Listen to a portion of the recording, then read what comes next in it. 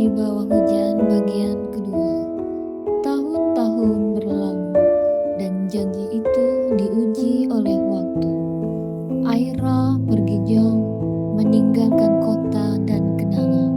Raka tetap menunggu di tempat yang sama, di bawah hujan yang sama. Suatu hari, Aira kembali, bukan untuk bertemu, tapi untuk menabur bunga di atas nisan Raka.